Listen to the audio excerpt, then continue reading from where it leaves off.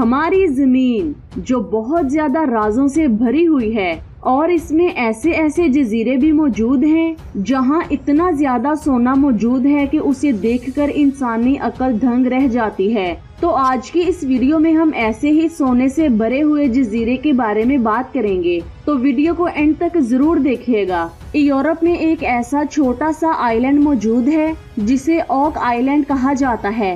اس جزیرے پر ایسا گڑھا موجود ہے جہاں ہزاروں ٹن خالص سونا موجود ہے۔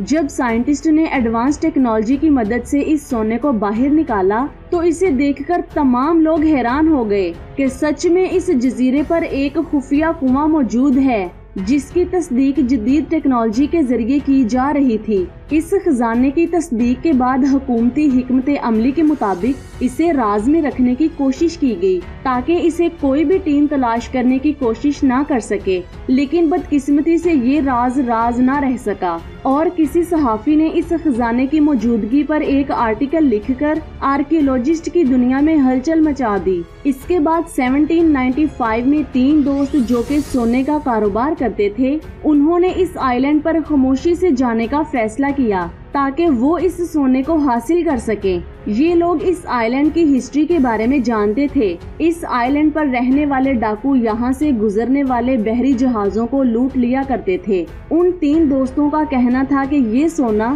انہیں ڈاکوؤں کا ہو سکتا ہے۔ اس آئی لینڈ کے بارے میں آرکیولوجسٹ کا کہنا ہے کہ یہ ڈاکو شراب کے نشے میں بہت زیادہ ڈوبے ہوئے تھے اور ان کا کسی بات پر جھگڑا ہو گیا جس کی وجہ سے انہوں نے ایک دوسرے کو قتل کر دیا۔ اس قتل کی تصدیق اس آئی لینڈ پر موجود ریت کی تہوں میں ملنے والے خنجر، اسلحہ اور سونے کے سکے کر رہے تھے۔ البتہ یہ تینوں دوست اس جزیرے پر پہنچے اور اس خفیہ خزانے کو ڈھونڈنا شروع کر دیا۔ اس دوران ان کے ایک ساتھی نے اس کنویں کے پاس موجود شاہ بلوط کے درخت کو دیکھا جس کی شاخوں پر بندھی ہوئی رسی زمین کی گہرائی میں جا کر غائب ہو رہی تھی۔ اس نے اپنے ساتھیوں کو بتایا اور پھر ان تینوں نے مل کر اس علاقے کی کھدائی شروع کر دی جس میں ان کا بہت زیادہ وقت لگا۔ درخت کی شاخوں سے لٹکتے ہوئے رسے ان کے ذہن میں یہ خیال پیدا کر رہے تھے کہ ان کی مدد سے کوئی قیمتی چیز زمین میں اتاری گئی ہے، لیکن کئی سالوں کی محنت کے باوجود یہ تینوں دوست اس مشن میں کامیاب نہ ہو سکے۔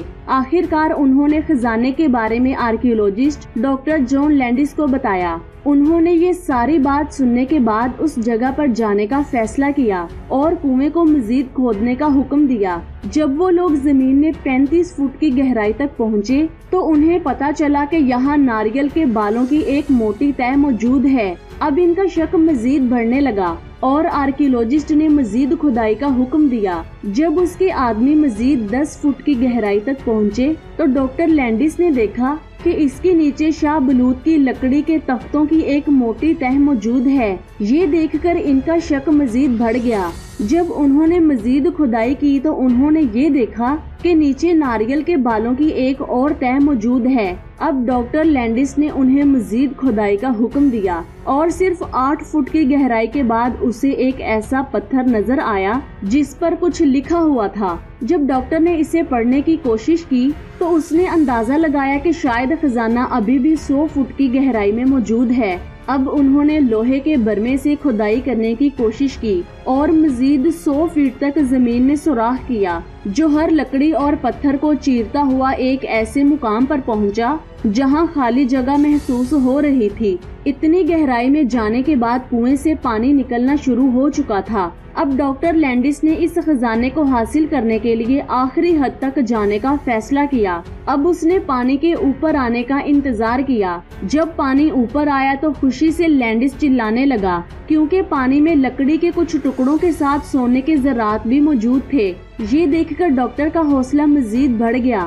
اب اس نے اپنے مزدوروں کو ایک بار پھر سے حکم دیا کہ وہ اس برمے کو مزید نیچے تک لے کر جائیں، لیکن اس بار یہ فیصلہ خوفناک ثابت ہوا کیونکہ مزید کھدائی کرنے پر پانی اس قدر تیزی سے اوپر آیا کہ اس کے تینوں مزدور بھی اس پانی میں ڈوب گئے۔ یہ دیکھ کر لینڈس کے حوصلے ٹوٹ گئے इस सारे प्रोसेस में उसे 9 साल का वक्त लग चुका था और इस खुदाई पर वो अपनी जिंदगी भर की पूंजी भी लगा चुका था, लेकिन खजाना अभी भी बहुत ज्यादा दूर था। इतनी मेहनत के बाद वो ये तो जान चुका था कि खजाना यहाँ पर मौजूद है, लेकिन उस तक पहुँचने का रास्ता इस पानी ने बंद कर दिया था। अब वो ये नहीं चाहता था कि अपने मजदूरों की मौत के बाद किसी और को इस सफर में शामिल करे, और ना ही उसके पास मजीद खुदाई के लिए वसाइल मौजूद थे। अब उसने इस उम्मीद पर वापसी का सफर इख्तियार किया कि अगर मुमकिन हुआ तो दोबारा नए साथियों और जदीद आलात के साथ आकर अपने इस मिशन को मुकम्मल करेगा।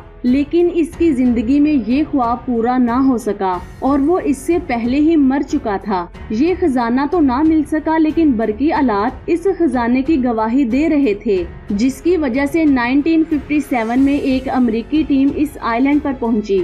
इस टीम ने तहकीकात के बाद ये रिपोर्ट जारी की कि इसमें कोई शक नहीं कि इस आइलैंड के नीचे सोने का बहुत बड़ा खजाना मौजूद है, लेकिन इसे निकालना नामुमकिन है। उन्होंने ये इंकिशाफ भी किया कि इस पानी को जमीन की गहराई तक पहुंचाने के लिए जमीन के नीचे सुरंगों का एक जाल बिछाया गया है, और यही वजह है कि जब डॉक्टर वहां पहुंचा तो पानी तेजी से ऊपर आकर उसका रास्ता रोकने में कामयाब हो गया। लेकिन इसके बारे में ये भी मशहूर है कि इस खजाने पर किसी गैबी कुव्वत का असर है, जो इसकी तलाश में आने वालों की नाकामी का सबब बनता है। तो दोस्तों, ये थी आज की अमेजिंग वीडियो। आपको कैसी लगी नीचे कमेंट्स करके जरूर बताएं। अपना बहुत सारा ख्याल रखें, दुआओं में याद रखें। अल्लाह हाफिज।